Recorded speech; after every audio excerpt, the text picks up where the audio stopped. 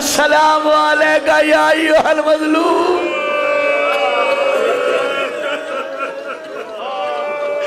السلام علیکہ یا ابن رسول اللہ۔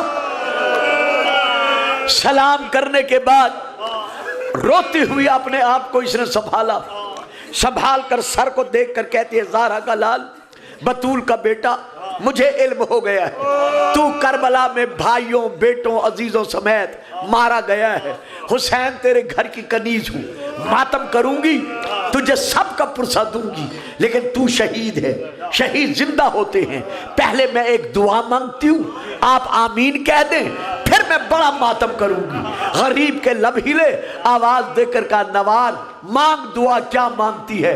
سوچ کے مانگنا، یہ مدینہ نہیں۔ بطول کا بیٹا لٹ چکا ہے، کہتی ہے زہرا کا لال میری دعا اور کچھ نہیں، صرف اتنی دعا ہے، اللہ کرے، مولا کرے، خدا کرے تیری مظلومانہ شہادت کی خبر مدینے میں تیری بہن زینب کو نہ ملے، اگر اسے خبر مل گئی وہ مرنے سے پہلے مر جائے گی۔ حسین نے آواز دے کر کہا نوار یہ دعا نہ مانگ، 17 قدموں سے دیکھتی رہی، میری پیاسی گردن پر شمر کا خنجر چلتا رہا، رو رو کے کہتی رہی واہ عباسا واہ اکبرا واہ حسینا۔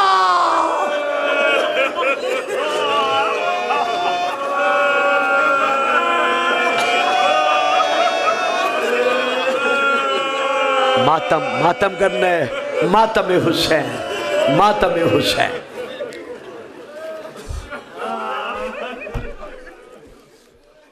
السلام علیکم یا علی مدد۔ اعوذ باللہ من الشیطان اللعین الرجیم،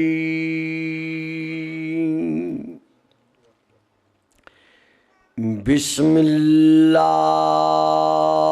الرحمن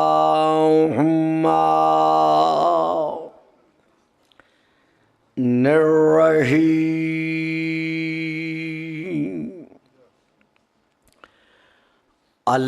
الحمد للہ رب الخلائق والبریات،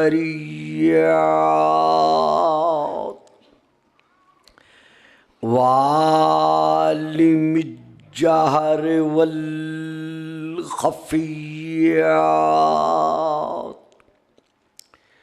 وبیدہ ملکوت الارضین والسماوات،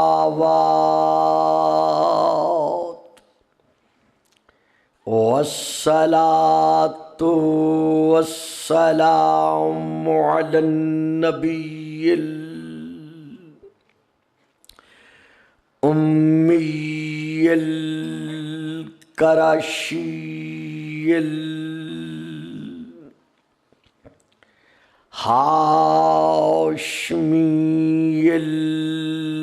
الابتہی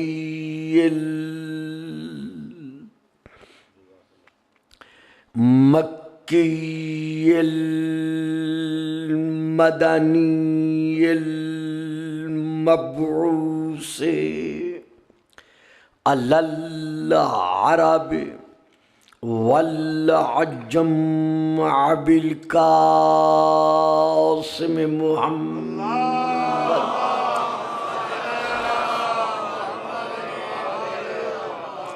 وعلى آلہ الطیبین الطاہرین الشاکرین الصابرین الراشدین المہدیین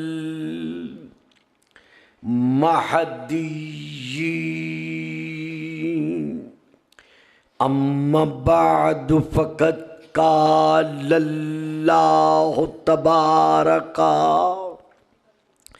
وتعالی فی کتابہ المجید وفرقانہ الحمید وقولہ الحق ان مثل عیسی عند اللہ کمثل آدم صلوات۔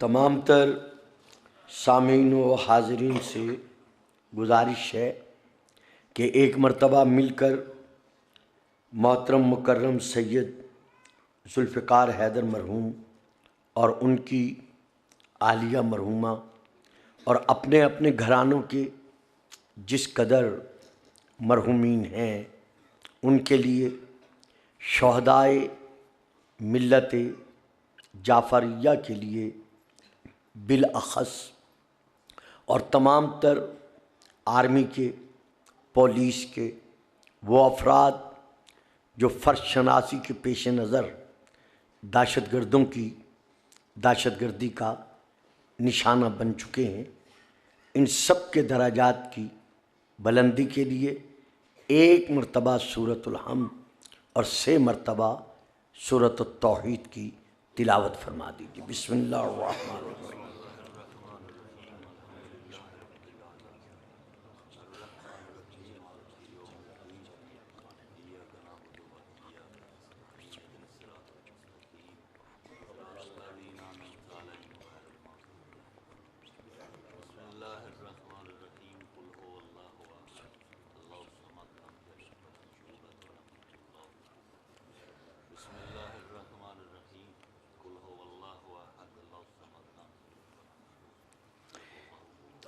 یہ خاتون مومنہ جو انگلستان میں بیمار ہیں ان کے لیے اور اپنے اپنے گھروں میں جس قدر اعزاء بیمار ہیں ان سب کے لیے، اور بابا نوازش علی شاہ صاحب کے لیے، الحاج حیدر علی مرزا صاحب کے لیے، اور جتنے مومنین و مومنات جہاں جہاں بیمار ہیں ان سب کے لیے دعا کریں کہ خلاق عالم ان سب کو صحت کاملہ عطا فرمائے۔ اور بالخصوص جو بے اولاد ہیں اسی ذکر محمد و آل محمد کے طفیل خلاق عالم ان کی گودیوں کو بار رونق فرمائیں اور ایسی اولاد عطا فرمائیں جو محبت محمد و آل محمد میں فنا پا کر بقا پانے کی توفیق حاصل کر سکیں، اور وارث امن امام زمن کا مولا جلد از جلد ہم گناہگاروں کو ان کا ظہور عطا فرمائیں اور ہمیں ان کی فوج ظفر موج میں شامل ہونے کی توفیق عطا فرمائیں۔ مل کر نعرہ تکبیر، نعرہ تکبیر، نعرہ رسالت، نعرہ رسالت، نعرہ حیدری، نعرہ حیدری، حسینیت، حسینیت، یزیدیت، یزیدیت، باواز بلند صلوات اللہ صلی علی محمد و آل محمد۔ صاحبان علم و معرفت، عقیدت و محبت و مودت، کل کی گفتگو موضوع کے اعتبار سے یہاں تک پہنچی تھی کہ تفسیر غرائب القرآن کے حوالے سے یہ عرض کیا گیا ہے کہ جناب حضرت ابو طالب علیہ السلام جن کا اصل نام حضرت عمران ہے، یعنی آپ کا جو اسم گرامی ہے وہ عمران ہے، طالب آپ کا بڑا فرزند ہے، اور عرب کے رواج کے مطابق بڑے فرزند سے کنیت جو ہے اس کو ظاہر کیا جاتا ہے۔ تو اسی لیے آپ کو ابو طالب علیہ السلام کہا جاتا ہے۔ نام عمران ہے اور سورہ آل عمران آپ کی عظمتوں کا، اللہ کا بیان کردہ ایک قصیدہ ہے۔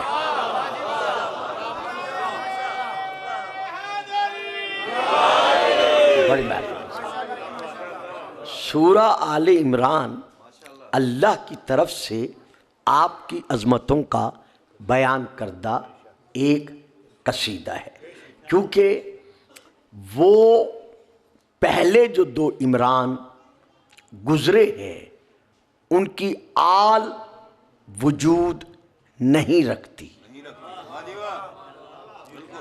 جناب حضرت موسیٰ علیہ السلام کے والد بزرگوار حضرت عمران، لیکن آگے جناب موسیٰ کا سلسلہ رک گیا، لہذا وجود آل سینہ زمین پر نظر نہیں آیا۔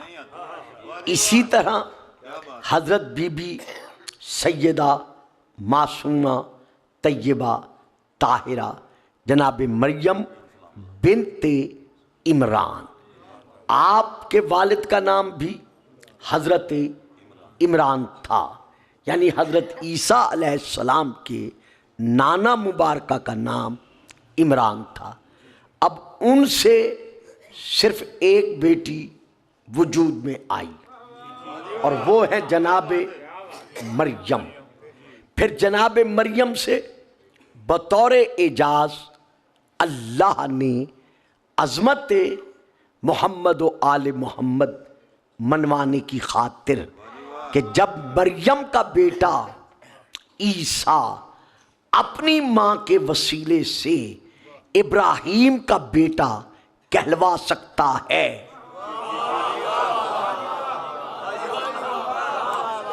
یعنی میں بات واضح کر دوں جو میرے خیال میں نہیں تھی کہ میں اسے لوں گا، لیکن چند بچے خاموش ہو گئے ہیں تو میں واضح کرتا چلوں کہ اکثر اعتراض یہ ہوتا ہے کہ سلسلہ نسب چلتا ہے اولاد نرینہ سے۔ رسول پاک کی اولاد نرینہ جس قدر تھی وہ اللہ نے دینے کے باوجود سنبھال لی۔ اب اولاد نرینہ آپ کی باقی رہی نہیں، رہ گئی صرف ایک دختر نیک اختر، یعنی جناب سیدہ آیت الکبریٰ مریم الکبریٰ۔ آیت الکبریٰ مریم الکبریٰ صدیقۃ الکبریٰ ضمانت فتح مباہلہ۔ آپ خاموش ہو گئے نا؟ شاید یہ جوان لے کے آپ ادھر آ جائیں، آپ ادھر کیوں پیچھے کیوں بیٹھتے ہیں؟ آؤ بچوں آگے آؤ، کمال ہے آپ لوگوں کی۔ دائیں طرف کھڑے ہو کے نماز پڑھی جائے ثواب زیادہ ہوتا ہے، تو جب آپ اسے نماز کی قبولیت کا وسیلہ مانتے ہیں تو پھر آپ ڈر کے دور کیوں بیٹھتے ہیں؟ جوان آگے ہیں، آگے تشریف لے ہیں، درود پڑھیں، صلوات۔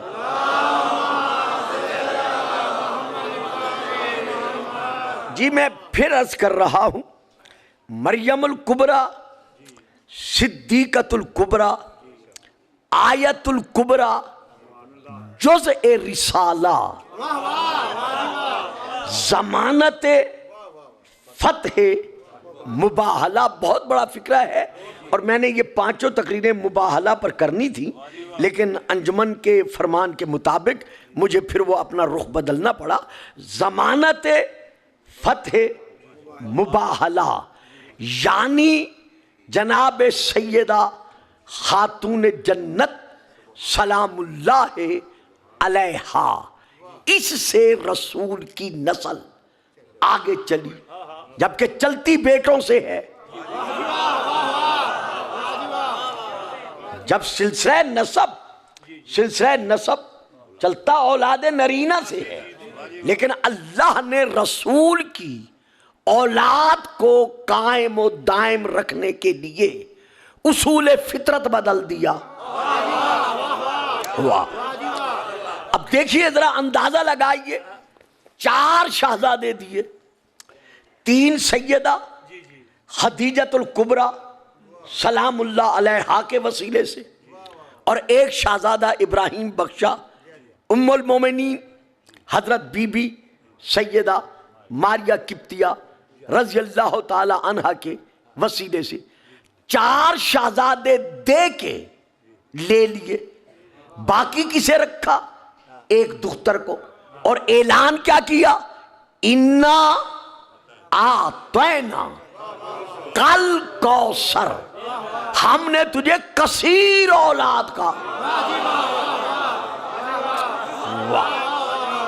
ذرا آپ اندازہ لگائیں, یعنی اللہ اعلان فرما رہا ہے کہ میرے حبیب ہم نے تجھے کثیر اولاد کا باپ بنا دیا.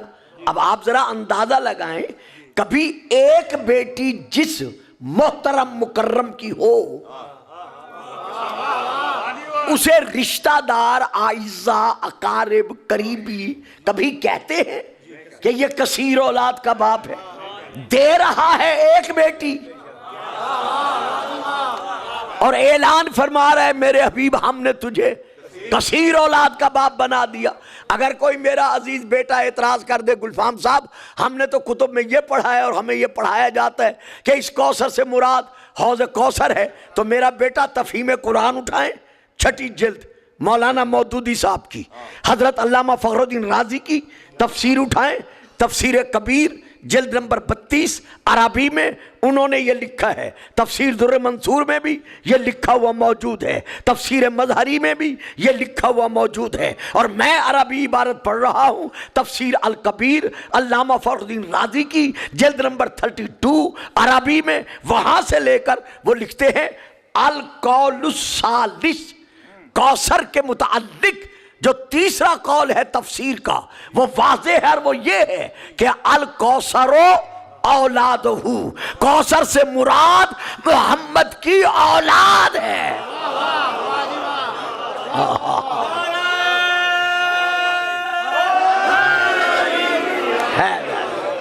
بات سمجھ میں آئی جی؟ کوثر سے مراد رسول کی اولاد ہے.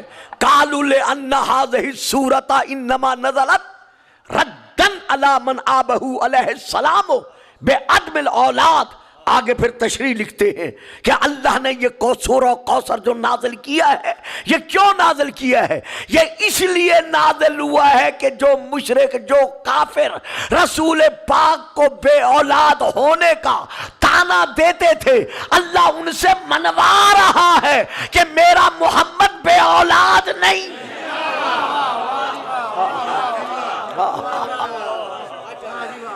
بڑا اچھا ہے کہ انہوں نے فقرہ لکھا ہے جو ادا کرنے کو جی چاہ رہا ہے. وہ لکھتے ہیں فانظر کم قتلا من اہل البیت ثم العالم ممتلئ منہم.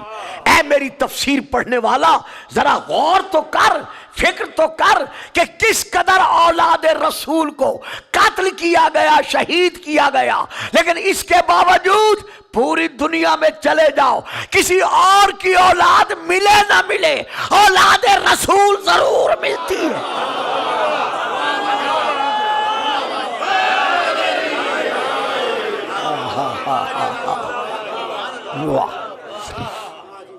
درود پڑھیے گا, صلوات.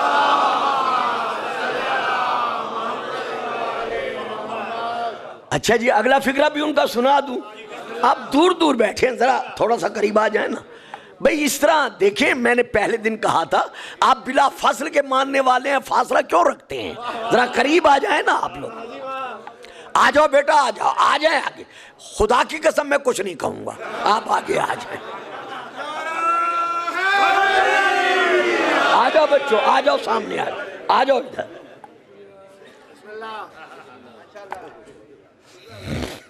جی مجھے یاد ہے, میں دوران تقریر کر دوں گا.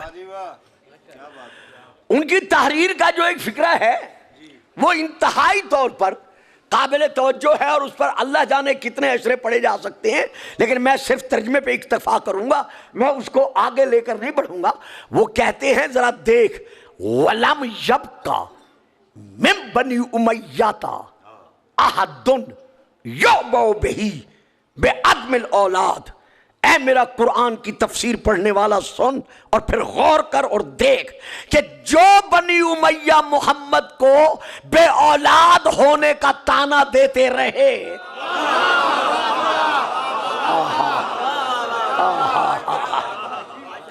آج ان کی اپنی اولاد کہیں نظر نہیں آتی، یہ انہوں نے لکھا ہے۔ اور تفہیم القرآن کی 6 جلد میں مولانا مودودی صاحب نے ایک بڑا اچھا فقرہ لکھا ہے، باقی ساری تحریر کے ساتھ ساتھ وہ لکھتے ہیں اولاً تو کوئی یہ جانتا ہی نہیں کہ میں ان کی اولاد میں سے ہوں۔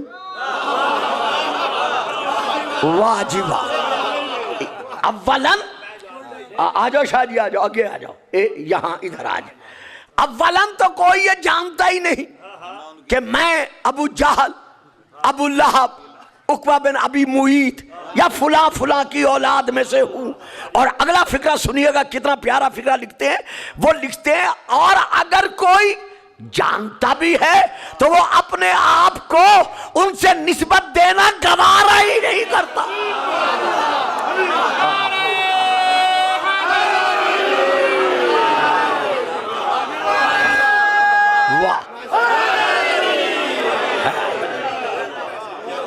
بڑی مہربانی۔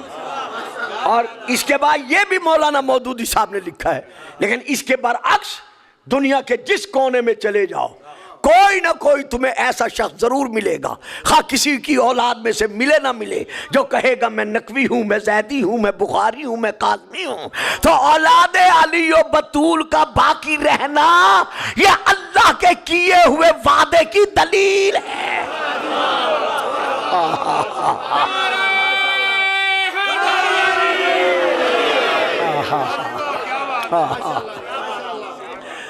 تو یہ سوال آج نہیں ہو رہا، شروع سے یہ سوال ہوتا چلا آ رہا ہے کہ جب رسول کی ہے ہی ایک بیٹی اور یہ اولاد علی و بطول کی ہے تو انہیں اولاد رسول کیوں کہا جاتا ہے؟ تو حجاج بن یوسف ملعون کے زمانے میں ایک مرد مومن کے لیے اس نے حکم دیا کہ میں نے سنا ہے کہ یحییٰ خراسانی اپنے اپنے مقام پر جہاں بیٹھتا ہے بیٹھ کر یہ تبلیغ کرتا ہے کہ اولاد علی و بطول اولاد رسول ہے،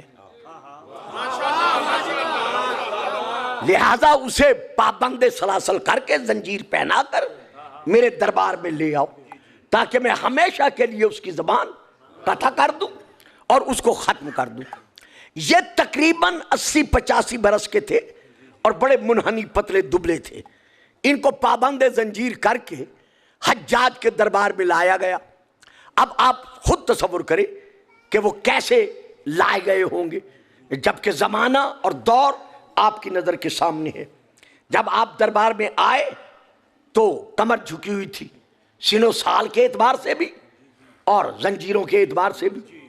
اس نے دیکھ کر کہا یحییٰ میں نے سنا ہے تم کہتے ہو کہ یہ جتنی اولاد علی و بطول ہے یہ اولاد رسول ہے۔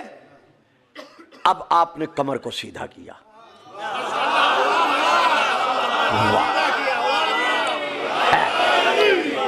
یہ سن کر آپ نے اپنی کمر کو سیدھا کیا، سیدھا کر کے شیرانہ انداز میں بھرے دربار میں گرج کر کہا صرف کہتا نہیں منواتا ہوں۔ واہ واہ جی واہ،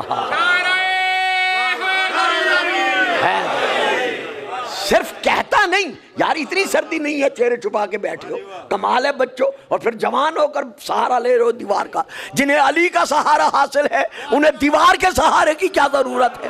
مل کے نعرہ حیدری، درود پڑھیے گا، صلوات۔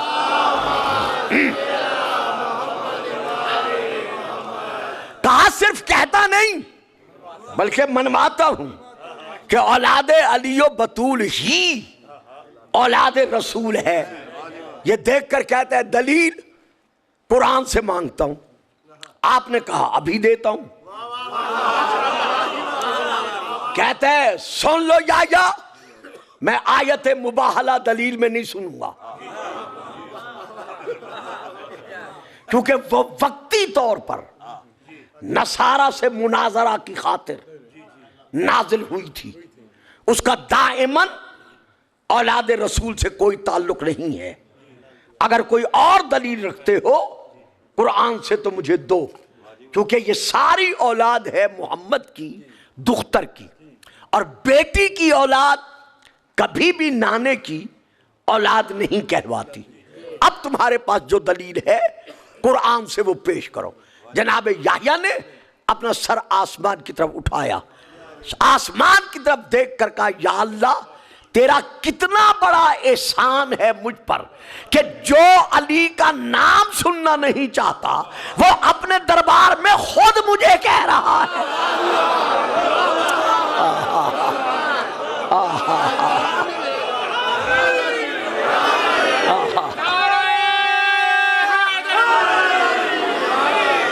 کہ ان کے فضائل بیان کرو، جتنا تیرا شکر ادا کروں کم ہے. تو اس وقت آپ نے بسم اللہ پڑھ کر ان آیات کی تلاوت شروع کی.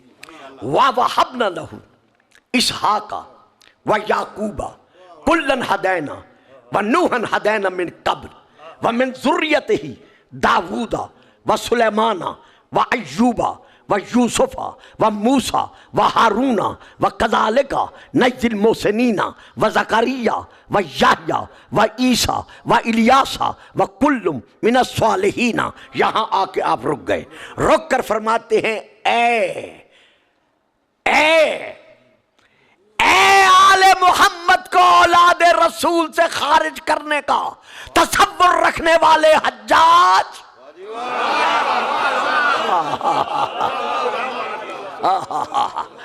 بتا یہ کس کی اولاد کا ذکر ہے اس آیت میں؟ وَمِن ذُرِّيَّتِهِ کی ضمیر جو ہے وہ کس کی طرف پلٹ رہی ہے؟ یہ دیکھ کر کہتے ہیں حضرت ابراہیم کی طرف. یہ جتنے نام ہیں سارے ابراہیم کی اولاد کے ہیں. تو آپ فرماتے پھر بتا داؤد، سلیمان، ایوب، یوسف، موسیٰ، ہارون، الیاس، یہ سب کس کی اولاد ہیں؟ کہتے ہیں حضرت ابراہیم کی. جب اس نے کہہ دیا نا ابراہیم کی، کہا اب پھر آیات سن. اس میں حضرت عیسیٰ کا ذکر ہے. واہ جی واہ، واہ جی واہ، ہو گئے نا آپ لوگ خاموش. ان آیات میں جن میں اللہ نے نام لیے ہیں اولاد ابراہیم کے، داؤد و سلیمان و ایوب و یوسف و موسیٰ و ہارون و کذالک نجزی المحسنین و زکریا و یحییٰ و عیسیٰ، تو اب یہ سارے جب اولاد ابراہیم ہیں تو انہی میں اللہ ذکر کر رہا ہے عیسیٰ کا. تو عیسیٰ کس کی اولاد میں سے ہے؟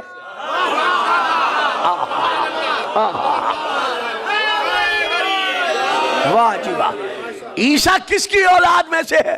یہ ذرا خاموش ہو کر بتا عیسیٰ کا باپ کون ہے؟ کہتا ہے عیسیٰ کا جو بھی باپ مانے وہ خود بغیر باپ کے ہے،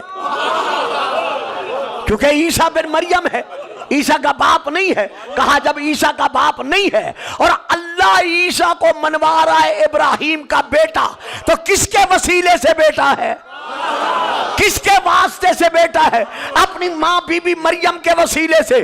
تو جس ابراہیم اور مریم کے درمیان اتنا طویل پشتوں کا فاصلہ ہے، جب اس کا بیٹا عیسیٰ ابراہیم کا بیٹا ہو سکتا ہے تو حسنین اور نبی کے درمیان تو ایک فاصلہ بھی نہیں ہے سوا ماں کے وسیلے کے.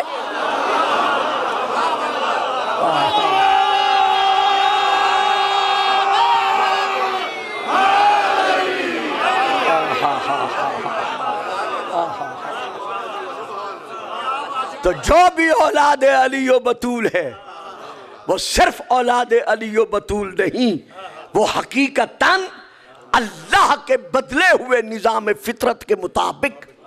دیکھیے یہ پھر بہت اچھا فکرہ تھا.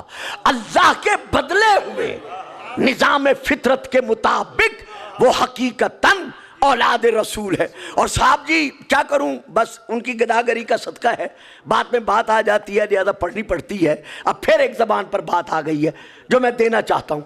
کتاب سر الشہادتین میں حضرت علامہ صاحب نے لکھا ہے، جی محدث دہلوی صاحب نے، کہ انبیاء میں کچھ نبی ایسے بھی ہیں جنہیں درجہ شہادت حاصل ہوا. ہمارے نبی ہیں نبی الانبیاء. واہ جی واہ. پھر سنیں میرے عزیز بچوں، ذرا توجہ سے سننا، یہ بات انتہائی قابل غور ہے اور انتہائی قابل فکر ہے. میں شیعہ کتاب کا حوالہ نہیں دے رہا، کہ رسول پاک ہیں امام الانبیاء، نبی الانبیاء. انبیاء میں کچھ نبی ایسے بھی گزرے ہیں جو درجہ شہادت پر فائز ہوئے ہیں. تو جو بھی درجہ شہادت پر فائز ہو وہ اس سے افضل ہوتا ہے جو شہید نہیں ہوا. اب رسول ہیں افضل الانبیاء، آپ شہید نہیں ہوئے. جب آپ شہید نہیں ہوئے تو پھر آپ کو ان شہید انبیاء سے افضل کیسے مانا جا سکتا ہے؟ یہ اعتراض لکھ کر نیچے پر خود جواب لکھتے ہیں. لکھتے ہیں شہادت کی دو قسمیں ہیں، ایک ہے شہادت سری یعنی خفی، اور ایک ہے شہادت جلی یعنی ظاہری. ایک شہادت پوشیدہ، ایک کھلم کھلا. اگر کسی کو زہر دے دیا جائے، گلا گھونٹ دیا جائے، کوئی اور طریقے سے مار دیا جائے تو یہ ہے شہادت مخفی پوشیدہ. اور اگر تلوار سے، ہتھیار سے، کسی اور چیز سے اسے شہید قتل کر دیا جائے تو یہ ہے شہادت ظاہریہ یعنی شہادت جلیہ. اب رسول کی نہ شہادت خفی ہے، واہ جی واہ، نہ شہادت جلی ہے. تو جب رسول کو ان دونوں شہادتوں میں سے کسی ایک شہید کا درجہ حاصل نہیں ہے تو پھر کیسے مانا جاتا ہے کہ رسول افضل الانبیاء ہیں جبکہ انبیاء میں وہ شہید بھی ہیں؟ پھر نیچے پھر جواب لکھتے ہیں کہ اللہ نے اسی لیے شہادت کی خاطر رسول کو نہیں چنا، کیونکہ اگر رسول کو چنتا تو دو میں سے ایک شہادت دیتا. واہ صاحبان مدینہ. بچوں ڈرا نہ کرو، قریب بیٹھا کرو، کیونکہ یہ بیچارے جو کچھ کرتے ہیں آپ تک پہنچانے کے لیے کرتے ہیں. بزرگ تو جانتے ہیں، انہیں تو علم ہے. تو اگر رسول کو اللہ شہادت کے لیے چن لیتا تو پھر ایک شہادت ملتی، یا شہادت ظاہری ملتی. اگر ظاہری ملتی تو باطنی نہ ملتی، اور اگر باطنی ملتی تو ظاہری نہ ملتی. جبکہ انبیاء میں دونوں ہیں، شہادت ظاہری والے بھی ہیں، شہادت باطنی والے بھی ہیں. تو اب اللہ نے اس منصب شہادت کے لیے رسول کے دونوں بیٹوں کو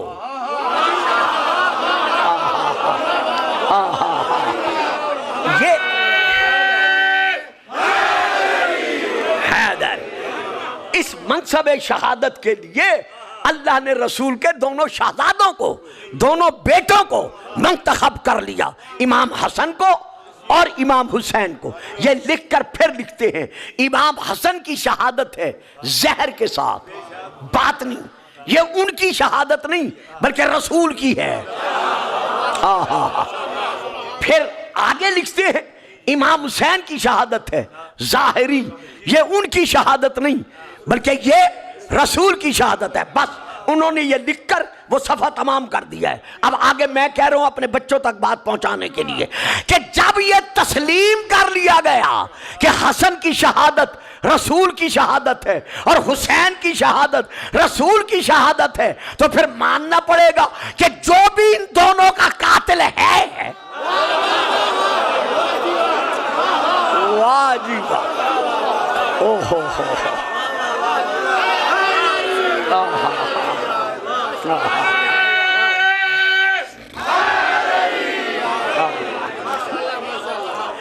جب حضرت نے تسلیم کر لیا کہ حسن کی شہادت رسول کی شہادت ہے، حسین کی شہادت رسول کی شہادت ہے، تو جب ان دونوں کی شہادت رسول کی شہادت ہے تو پھر ماننا پڑے گا کہ جو بھی ان دونوں کا قاتل ہے وہ صرف ان کا قاتل نہیں، وہ اصل میں رسول کا قاتل ہے. تو اب اگر کسی کو رضی اللہ کہتے ہیں تو کہتے تو نسبت رسول سے ہیں. واجبہ میں پڑھ گیا، آپ خاموش رہ گئے. کسی کے نام کے ساتھ اگر رضی اللہ لکھا جاتا ہے تو وہ نسبت رسول کی وجہ سے لکھا جاتا ہے.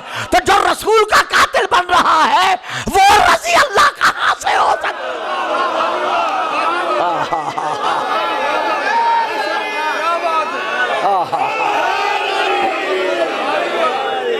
نہیں جی نہیں، جو سمجھ گئے ہیں نعرہ لگائے، باقی خاموش رہیں.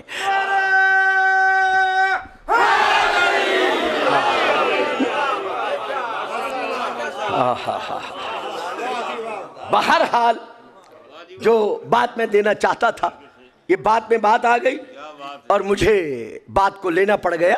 میں کہنا یہ چاہتا تھا کہ جناب ابو طالب کا اصل نام جو ہے وہ عمران ہے. حضرت موسیٰ کی اولاد یعنی ان کا باپ عمران، آگے ان کی اولاد نہیں چلی. بی بی مریم کے باپ کا نام عمران، اللہ نے ایک بیٹا دیا جناب عیسیٰ. اب حضرت عیسیٰ نے عقدی نہیں کیا، یعنی بیائی نہیں کیا، نکاح ہی نہیں کیا، تو ان کا آگے سلسلہ اولاد چلا ہی نہیں. نہ پہلے عمران کی آل ہے نہ دوسرے عمران کی آل ہے. تو اب تلاش کرنا پڑے گا کہ جس سورہ کا نام آل عمران ہے وہ عمران کون سا ہے.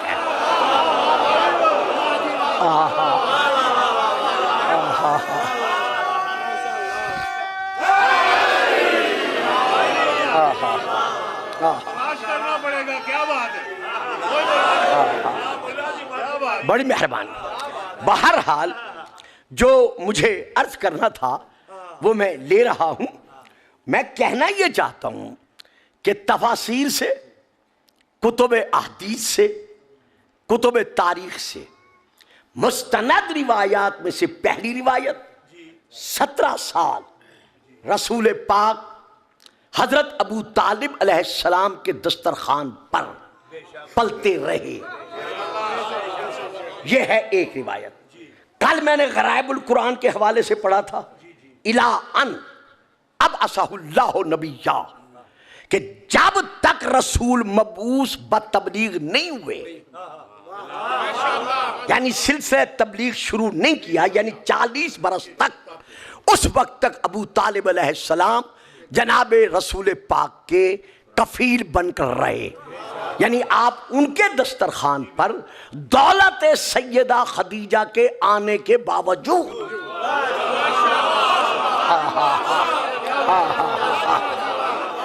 ان کے دسترخوان پر پروان چڑھتے رہے. اور غرائب القرآن تفسیر کا آخری فقرہ جو میں نے پڑھا تھا وہ یہ تھا کہ آپ مدتاً مدیدہ ایک بڑے عرصے تک رسول پاک کی مدد کرتے رہے، نصرت کرتے رہے. شبلی نعمانی علامہ صاحب کا بھی کل میں حوالہ دے چکا ہوں کہ ان کی یہ قربانیاں، حضرت ابو طالب کی یہ قربانیاں رائے گاں کیسے جا سکتی ہیں. کتاب کا نام معارج النبوہ، حضرت علامہ وائس کاشفی صاحب نے بھی یہی لکھا ہے کہ ابو طالب کی مدد قدم قدم پر رسول کو حاصل رہی. ابن ابی الحدید کا بھی کل میں نے حوالہ دیا ہے کہ وہ کہتے ہیں وَلَوْلَا ابو طالب وَابْنُهُ، اگر ابو طالب اور ابو طالب کا بیٹا علی نہ ہوتا تو اسلام کبھی بھی اپنے پاؤں پر کھڑا ہوا نظر نہ آتا. یعنی ابو طالب حضرت عمران رسول کے ناصر مددگار بن کر رہے. یہاں تک میں آپ کو لے آیا، کل لے آیا تھا. اب میں یہاں پھر آیت پڑھ رہا ہوں. یا ایھا الذین آمنوا کونوا انصار اللہ، اے مسلمانوں تم اللہ کے مددگار بن جاؤ. بچوں بات بڑی مشکل ہے، لیکن مشکل کشا کے صدقے میں جتنا میں آسان کر سکتا ہوں میں کرنے کی کوشش کروں گا. یا ایھا الذین آمنوا کونوا انصار اللہ، اے مسلمانوں تم اللہ کے مددگار بن جاؤ. یا اللہ ہم حقیر، ہم فقیر، ہم ناتواں، ہم کمزور، ہم فانی، ہم مقدور، ہم مجبور، ہم مخلوق تجھ خالق کے، تجھ قادر کے مددگار کیسے بن سکتے ہیں؟ لوگ کہتے ہیں رسول کو مدد کے لیے نہ بلاؤ، لوگ کہتے ہیں یا علی مدد نہ کہو، تیری ذات فرما رہی ہے میرے مددگار بن جاؤ۔ تو یا اللہ اکبر، یا رسول اللہ، تو یا اللہ ہم تیرے مددگار کیسے بن سکتے ہیں؟ اب پھر آیت پڑھیں، یا ایھا الذین آمنوا کونوا انصار اللہ کما قال عیسی ابن مریم للحواریین من انصاری الی اللہ، جیسے کہ عیسیٰ بن مریم نے اپنے حواریوں سے، ساتھیوں سے، صحابیوں سے یہ کہا تھا کہ تم میں سے کون ہے ایسا جو اللہ کی رضا چاہتے ہوئے میری مدد کرے؟ خدا کی رضا کے پیش نظر جو میری مدد کرے۔ قالو، ان سب صحابہ نے جواب دیا، نحنو انصار اللہ، ہم اللہ کے مددگار ہیں۔ جو اللہ نے اس سرزمین پر علم و معرفت کا خزانہ محفوظ رکھا ہوا ہے، اس کا اندازہ مجھے تقاریر سے ہو چکا ہے۔ خدا آپ سب کو سلامتی دے۔ میں اس ترجمے پر بڑی توجہ چاہتا ہوں، صرف آپ کے مقام علمیہ اور معرفت کو دیکھ کر۔ جناب عیسیٰ کہتے ہیں تم میں سے کون ہے ایسا جو میری مدد کا وعدہ کرے؟ اب انہیں جواب کیا دینا چاہیے تھا؟ ہم آپ کے مددگار ہیں۔ وہ جواب کیا دیتے ہیں؟ نانو انصار اللہ۔ واہ جی واہ، واہ جی واہ، حضور بڑی توجہ کی بات ہے۔ وہ یہ کہتے ہیں ہم اللہ کے مددگار ہیں۔ عیسیٰ روکتے کیوں نہیں؟ ٹوکتے کیوں نہیں؟ جلال میں کیوں نہیں آتے کہ تمہاری یہ جرت کہ تم یہ کہو ہم اللہ کے مددگار ہیں؟ اللہ تمہاری مدد مانگ رہا ہے تم سے۔ میں تو تم سے کہہ رہا ہوں میرا مددگار کون ہے؟ تم کہتے ہو ہم اللہ کے مددگار ہیں۔ نہ، جناب عیسیٰ چپ کر گئے۔ آپ کا چپ کرنا اس بات کی دلیل ہے کہ ان کا جواب غلط نہیں تھا، ان کا جواب صحیح تھا۔ نحن انصار اللہ، ہم اللہ کے مددگار ہیں۔ اب جتنی تفسیریں ہیں شیعہ کی یا غیر شیعہ کی، آپ اٹھا کے دیکھ لیں، سب نے ان بریکٹ یہی لکھا ہے کہ اس سے یہ ثابت ہوا کہ جو بھی اپنے زمانے کے نبی کا مددگار ہے وہ اللہ کا مددگار ہے۔ واہ جی واہ، واہ جی واہ، میں پڑھ گیا آپ سوچ میں رہ گئے۔ درود پڑھیے گا، صلوات۔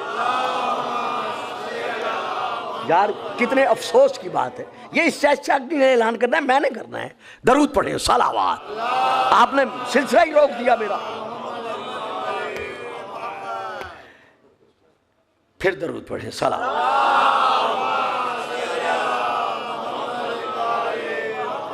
ثابت ہوا آیت سے کہ جو بھی اپنے دور کے، اپنے زمانے کے نبی کا مددگار ہے، وہ صرف اپنے نبی کا مددگار نہیں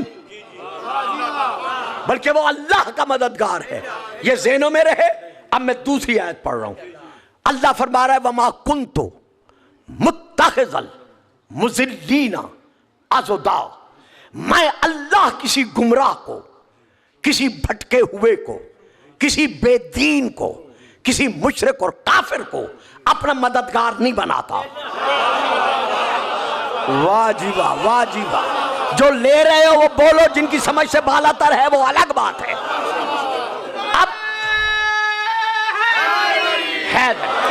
اب اصول منطق کے مطابق صغرا اور کبرا ملا کر اس کا نتیجہ برآمد کیجئے کہ پہلی آیت میں کیا ہے کہ جو اپنے زمانے کے نبی کا مددگار ہے وہ صرف نبی کا مددگار نہیں بلکہ وہ اللہ کا مددگار ہے۔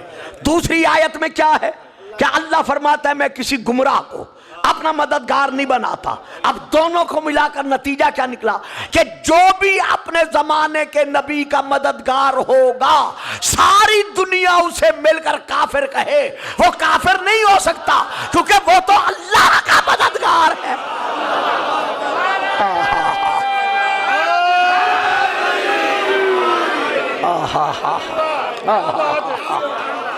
چمن چمن کلی کلی، چمن چمن کلی کلی، نگر نگر گلی گلی، نگر نگر گلی گلی، علی علی علی علی۔ نعرہ حیدری۔ توجہ فرمائی صاحبان، آپ نے بات سمجھ میں آ گئی ہے؟ تو جب تفاسیر سے احادیث سے یہ ثابت ہے کہ حضرت ابو طالب علیہ السلام جناب عمران علیہ السلام رسول پاک کے ساری زندگی مددگار رہے ہیں، تو اب آیات سے ثابت ہوا کہ وہ صرف رسول کے مددگار نہیں بلکہ وہ تو اللہ کے مددگار ہیں، اور اللہ کا فیصلہ ہے جو میرا مددگار ہے میں گمراہ کو کبھی مددگار بناتا ہی نہیں۔ گویا اللہ گواہی دے رہا ہے کہ ابو طالب کل بھی صاحب ایمان تھا اور آج بھی۔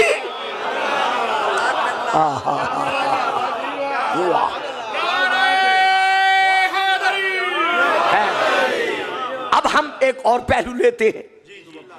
جب یہ ثابت ہو رہا ہے کہ رسول پاک 17 سال یا اپنے زمانہ تبلیغ تک حضرت ابو طالب علیہ السلام کے دسترخوان پر پروان چڑھے ہیں، تو آئیے اب قرآن کی طرف ہم ذرا پھر رجوع کرتے ہیں آیات کی طرف۔ کالا اراغب انت عن آلہتی یا ابراہیم فلئن لم تنتہ لارجمنک واہجرنی ملیہ۔ اے ابراہیم، کیا تو مجھے میرے دین سے، میرے راستے سے، یعنی میرے معبودوں سے مجھ کو الگ کرنا چاہتا ہے؟ یہ کون کہہ رہا ہے؟ آزر، جناب ابراہیم کا چچا۔ کیا کہہ رہا ہے؟ اراغب انت عن آلہتی یا ابراہیم، اے ابراہیم کیا تو میرے معبودوں سے، میرے خداؤں سے مجھ کو الگ کرنا چاہتا ہے؟ سون لئن لم تنتہ لارجمنک واہجرنی ملیہ۔ اگر تو اپنی اس تبلیغ سے باز نہ آیا تو پھر میں کیا کروں گا؟ گڑھا کھود کر تجھے اس میں کھڑا کر کے پتھر مار مار کر سنسار کر دوں گا، یا پھر کیا کر؟ واہجرنی ملیہ، مجھ سے ہجرت کر جا، اتنا دور چلا جا کہ میں تجھے دیکھ بھی نہ سکوں۔ یہ کس نے کہا؟ آزر نے۔ ہے یہ بھی چچا؟ واہ، بھی میں بہت کچھ کہہ گیا، آپ بھی خاموش ہو گئے۔ واہ جی واہ، ہے یہ بھی چچا؟ تو ایک یہ چچا ہے۔ اب رسول کے دادا حضرت ابراہیم نے کیا کیا؟ پھر پڑھیں آگے قرآن۔ فَلَمَّ تَبَيَّنَ لَهُ أَنَّهُ عَدُوٌّ لِلَّهِ تَبَرَّأَ مِنْهُ۔ جب حضرت ابراہیم پر یہ واضح ہو گیا کہ یہ میرا چچا آزر اللہ کا کھلم کھلا دشمن ہے، تو کیا کیا؟ تبرأ منہ، اسی وقت، اسی لمحہ اس سے بیزاری کی، اس کے قریب رکنا گوارا تک نہ کیا۔ تو اب آپ نے دیکھا کہ ابراہیم پر یہ واضح ہو گیا جب کہ میرا چچا ابراہیم آزر جو ہے یہ اللہ کا دشمن ہے، تو انہوں نے اللہ کے دشمن کے پاس رہنے کے لیے ایک لمحہ بسر کرنا بھی گوارا نہ کیا۔ تو یہ ہے ابراہیم۔ اب ہمارا نبی کیا ہے؟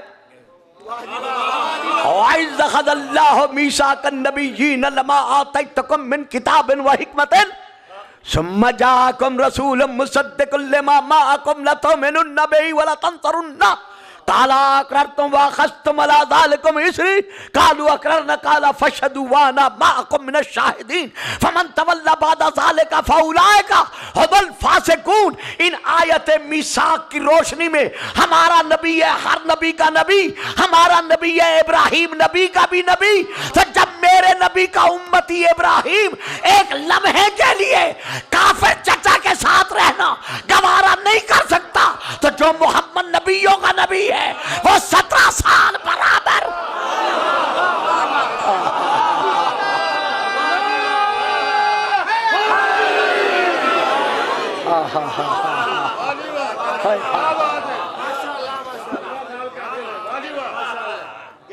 حضرت ابو طالب علیہ السلام کے دسترخوان پر پلنا گوارا کیسے کر سکتا ہے؟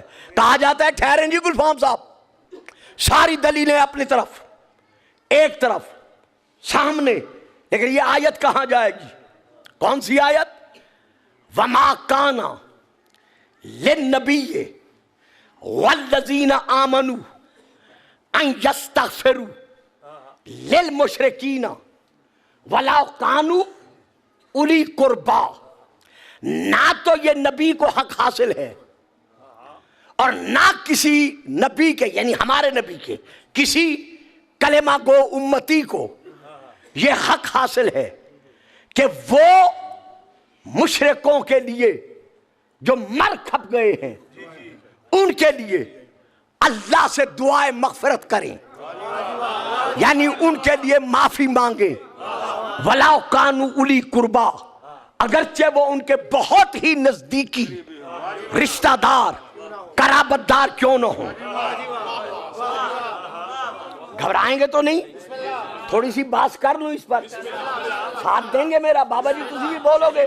اچھا، کہا یہ جاتا ہے کہ یہ آیت اس لیے نازل ہوئی ہے کہ رسول پاک حضرت ابو طالب کے انتقال کے بعد برابر ان کے لیے دعائے مغفرت کیا کرتے تھے. آپ کے دیکھا دیکھی کچھ لوگ بھی اپنے مرے ہوئے آباء و اجداد کے لیے دعا مانگنے لگے. اللہ نے محمد کو روک دیا، سب رک گئے کہ تم نے دعا نہیں مانگنی. کیوں نہیں مانگنی؟ آگے پھر آیت ہے فَلَمَّا تَبَيَّنَا من بعد، جب ان پر یہ ظاہر ہو گیا ہے کہ ان کے جتنے مرے ہوئے ہیں انہم اصحاب الجحیم، وہ جہنمی ہیں، جب ظاہر ہو گیا ہے وہ جہنمی ہیں، یعنی مشرک ہیں، کافر ہیں، ظاہر ہے جہنمی ہیں، تو پھر دعا مانگنے کی انہیں اجازت نہیں ہے. تو آیت نازل ہو رہی ہے نقل کفر نباشت حضرت ابو طالب کے حق میں، رسول جو دعائے مغفرت مانگتے تھے اس سے روکنے کے لیے. ٹھیک ہے جی، کوئی لڑائی نہیں، جھگڑا نہیں، مناظرہ نہیں، مباحثہ نہیں، دور علم ہے. یہ دور ایسا دور ہے کہ چھوٹا سا بچہ انٹرنیٹ پر بیٹھ کر پوری دنیا کا مطالعہ کر رہا ہے، تو اس میں لڑنے کی ضرورت ہی کیا ہے؟ آئیے سب سے پہلے یہ دیکھتے ہیں کہ یہ آیت کس سورہ کی ہے، پھر یہ دیکھتے ہیں وہ سورہ نازل کب ہوا.